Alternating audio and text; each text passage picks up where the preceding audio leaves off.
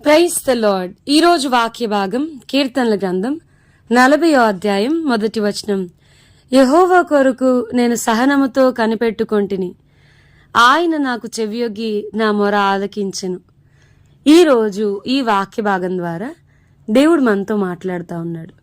ఈ కీర్తనల గ్రంథం 40వ అధ్యాయం 1వ వచనం కనుక మనం చూస్తే, వెయిటింగ్ అపాన్ ద లార్డ్, యెహోవా కొరకు నేను సహనముతో కనిపెట్టుకుంటాను అని కీర్తనకారుడు మాట్లాడడం. అసలు ప్రభు కొరకు ఎంతో ఎదురు చూసిన వాళ్ళల్లో కీర్తనకారుడు ఉన్నాడు.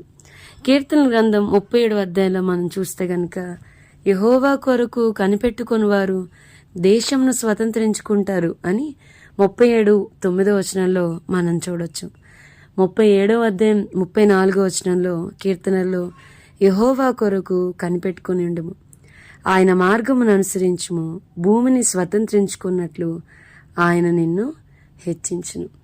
సహనంతో ప్రభు కొరకు కనిపెట్టుకోవడం ఎట్లాగో, వెయిటింగ్ అపాన్ ద లార్డ్, అటు ఇటు తిరగకుండా మన ప్రణాళికలు, మన ఆలోచనలు, మన చిత్తము, మన ఊహలు, మన ఉద్దేశాలు కాకుండా ఆయన పాదాల దగ్గర కూర్చోవడం, యెహోవా కొరకు ఎదురు చూడడం. మరి మనం ఎప్పుడైతే ఆయన పాదాల దగ్గర అటు ఇటు గిరగిరా తిరిగిపోకుండా మన సొంత ప్రణాళికలు, సొంత ఆలోచనలు కాకుండా ఆయన పాదాల దగ్గర కూర్చుంటామో, అప్పుడు దేశంను స్వతంత్రించుకునేలాగా ఆయన చేస్తానని ప్రభు వాగ్దానం చేశారు. దేశం అని అంటే కాదు, భూమిని స్వతంత్రించుకునేలాగా నేను చేస్తాను. మనం ఆలోచించాల్సిన విషయం, మనం ఎందుకు మన కుటుంబాన్ని స్వతంత్రించుకోలేకపోతున్నాం? మనం ఎందుకు మన సంఘాన్ని ప్రభు కొరకు సంపాదించలేకపోతున్నాం? మనం ఎందుకు మన బంధువులని ఎందుకు సంపాదించలేకపోతున్నామంటే, మనకి కనిపెట్టే అనుభవం లేదు. ప్రభు దగ్గర మనం చెప్పాలనుకున్నది చెప్పేసి వెళ్ళిపోతున్నాం. చాలా హడావిడిగా రష్షి, what we want to say will tell and go off. చాలా ప్రభుతో చెప్పేసి వెంటనే వెళ్ళిపోతాం, కానీ కనిపెట్టే వారి కొరకు దేవుడు ఎదురు చూస్తున్నాడు.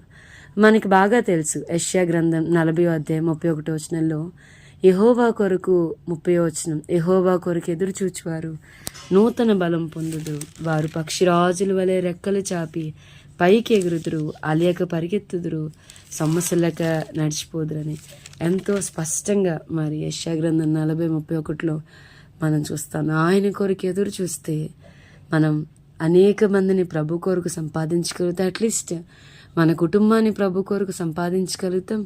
దేవుని కొరకు కనిపెట్టే అనుభవం ఉంటే నూతనమైన బలాన్ని పొందుకుంటాం, పక్షిరాజు వలె పైకి ఎగురుతాం. మనం చూస్తే మీకా గ్రంథం 7వ అధ్యాయంలో మీకా గ్రంథకర్త అంటా ఉన్నాడు కదా, దేశంలో భక్తుడు ఒకడు లేడు, జనుల్లో యథార్థపరుడు ఒకడు లేడు, అందరూ ప్రాణహాని చేయడానికి పొంచున్నవారే, ప్రతి మనుష్యుడు కిరాతకుడే తన సహోదరుని కొరకు వలను ఒగ్గే పరిస్థితి. అసలు ఇలాంటి పరిస్థితుల్లో మరి చాలా విషయాలు రాస్తూ మీకా గ్రంథంలో గ్రంథకర్త అంటాడు, 7వ వచనం, మీకా గ్రంథం 7వ అధ్యాయం 7వ వచనంలో, ఆయనను యెహోవా కొరకు నేను ఎదురు చూచెదను, రక్షణకర్తయగు నా దేవుని కొరకు నేను కనిపెట్టి ఉందను, నా దేవుడు నా ప్రార్థన ఆలకించును.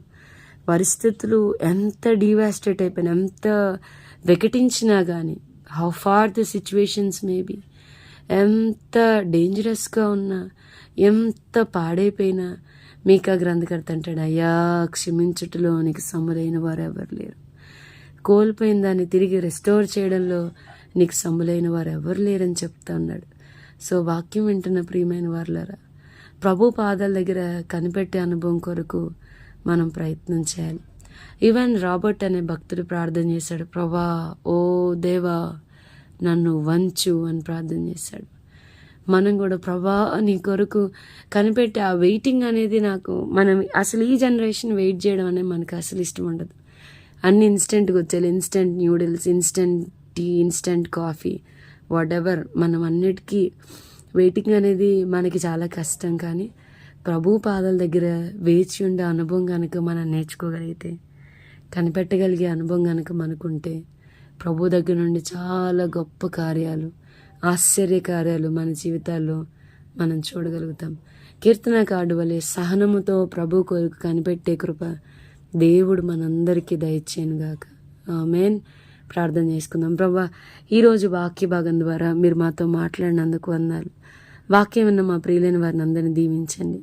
Waiting for God's time, waiting for God's will, waiting for God's plan, waiting for God's purpose అని ప్రభా మా జీవితాల్లో నీ కొరకు కనిపెట్టేటువంటి అనుభవం మాకు నేర్పించమని కోరుతూ యేసునామమున అడిగి వేడుకొంచున్నాం తండ్రి. ఆమేన్. God bless you and have a blessed day.